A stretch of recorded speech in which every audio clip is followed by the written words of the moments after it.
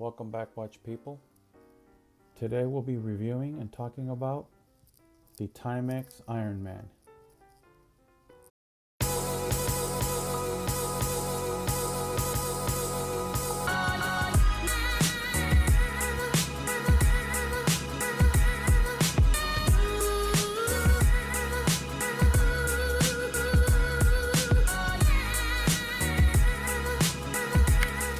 Hello, watch people. My name is Hector, and welcome to Winding Crowns. Here it is. It's a very rugged watch. I've had it for a bit. I have Casios of all kinds. I have Casio non-G-Shocks, and then I have Casio G-Shocks. And in the G-Shocks, I have DW6900s. Also have squares, you know, the 5600, 5610. We're trying to get a hold of one of those 6900 John Mayer editions. Then I've got the little Casios like this, the F91W that my duck laid. Go back and watch that video, guys. You know what I'm talking about. Anyway, this is the Timex. And the good thing about these watches, I'm just doing a quick search. Walmart has them. Here's one with the Timex being orange. The little man inside the glass right there is red on mine. It's orange on this one. Timex is red on here. It's orange. And here the little red man on the rubber. And here it's orange. But they've got choices. So if you go to this one, that one is, it loads, it looks like to be a red one. Yeah, it's a red one. So they've got all different kinds of Ironman. And they're basically the same thing, just with the tweak of the colors. That it's got blue. Mine has the silver there with the black. They all have the Indiglo. Well, if I can get it to move here. But they're very cheap. $39.85 is what they want at Walmart. And every Walmart has them, guys. But they're very durable. They're kind of like what the G-Shocks, most of the G-Shocks don't lay flat. A few Casios, and even the G-Shock Casios, some of them like this. This is not a Casio. A G-Shock is just a Casio. But it lays flat. Some G-Shocks do too, but for the most part, they don't. They do like this, what they're fitted. They're fitted like that. So it's rounded to fit your wrist pretty well. But they have to sit on their sides because they can't lay flat. They use plastic here, but they have huge numbers.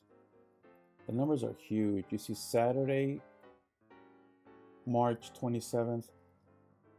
7:23 p.m. and there's the seconds running. You have everything set, the mode, just like a G-Shock would. Stop start on the timer. Split times right here on this button. This one says Indiglo. And it basically is, let me see if I can give you, I know they usually do this at the end of the video, but I'm going to do it right now. See if I can just shut this one off. I know it's not completely dark in here, but see that Indiglo? That's bright. And I'm going to say it rivals any G-Shock, including the most expensive ones. That's one thing that the Ironman got right. Their lume is incredible. Anyway, it's very durable. I use it to mow the lawn. I've jumped in the water. I've stuck my hand in soapy, hot, steaming. I'm talking about burning, smoking, hot, steaming dishwater with soap. It's shooting steam. It's so damn hot that nobody wants to stick their hand in there. And this thing goes in, you know, they say, oh, don't take them in a hot tub. Well, I don't think a hot tub would ever get to the heat of the water that I've stuck this in. And no problems, no condensation, no nothing. It says water resist 100 meters. And it's just a very durable watch. I like the fact too that this has like a bead blasted kind of, see that? It's almost like gray, like a real nice blasted. And also, if you notice, this goes through here. Find where you're going to put it. And then it's got this notch, see at the end, that hole. And this keeper on the underside has a tooth. If you can see it. See, like it has this tooth? Well, when you put it in there, it goes into that hole, and it won't move like most keepers do. It won't move. You have to kind of raise it up. So it's never fallen off. Never. I mean, it's a really nice watch. I did this little review on it because I have G-Shocks as well, like a 5600. It would be comparable to this. This is, like I said, $39-40. The cheapest G-Shock would be just the standard 5600, and that'd be closer to the 50 mark. So it's like 10 or 15 bucks more than this. So they're pretty close, and they do the same functions. But I'm going to do a review on that one because I want to do a head-to-head comparison between the two since they're comparable in price.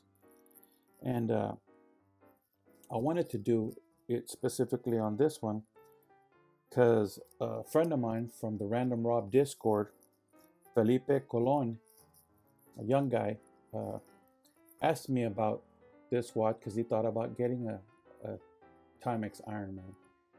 And Felipe, if you're listening, you cannot go wrong with it. Get all the G-Shocks you want. There's nothing wrong with that. They're great watches. Look, this is the only Timex Ironman I have. Everything else is a G-Shock. Why? Because I just favor the G-Shock line more. Or not even just the G-Shock, but just the Casio line, including the non-G-Shocks. But, I mean, come on. A lot of history with Timex. The whole, takes a licking and keeps on ticking. It's true. At least with these durable rubber Ironman. Maybe there's some Timexes that can't take a licking, but these Ironman, for sure, they can go underwater, steamy hot water, soap. They get beat. My ducks have tried to gnaw on it when I'm in there. They see the crystal flashing in the sun, that glare you get in the sun with this piece here, and it attracts them, and they go and nip at it. And I mean, you know what I mean. I collect their eggs. I rake leaves. Just everything. I've hated on so many things, and it actually keeps really good. I banged it, but if you look closely, you might see something, but it's pretty durable, and it looks good. I'm gonna do. Let me put on the wrist here, and yeah, G-Shocks, Casios, even these type of Timex, they're kind of big, but it's not really big at all. It's not like it's one of those Sunto huge circles, or those Casio, the Pathfinders. Yeah, those are huge. The Pathfinders, I love them, but they're big. You know the ones I'm talking about, because they're big, huge hockey puck circles. But this is not. Look, that wears pretty decent. My DW6900 is bigger. A lot of the watches are bigger. This is more like a Mudman, comparable to a Mudman. And it's really nice. It sits really flush on the wrist. I don't know if you can see it, but it sits pretty flush on the wrist. See that? It's really nice. I really like the way it looks. And you can't beat the price, guys. And it's if you adore your G-Shocks and want something like a G-Shock, but you don't want to tear up your G-Shocks because maybe you paid too much for them, because some of them can get pretty expensive, then you can't go wrong with this. The Ironman's a good watch. It's like I said, it could take the abuse. Not that I want to abuse it, but sometimes when you're doing chores and cutting the lawn and stuff like that, you can't help it. This is a great watch. Walmart has them, $39 something. You can find them everywhere. You know, you don't even have to look hard. You go to Walmart, go through their aisle. They have the G-Shocks under the glass case, and you have to get a assistant to help you pull one of them out because they're a little more pricey. These all day long on the rack, you can try them out, look at them, compare them next to each other because they're not as priced as high, and so they just have them out to where anybody can just grab them. But they're just as good, guys. They're just as good. So Felipe, yeah, go ahead, man. There's so many different colors. I just chose this black and gray because it's very simple. Little hint of red there, but it's a really, really good watch, guys. So thanks for watching this review, or more of my opinion on it. I'm gonna do the DW5600, which is the base model square from Casio G-Shock, and then I'll just do a head-to-head comparison between the two, see what you think.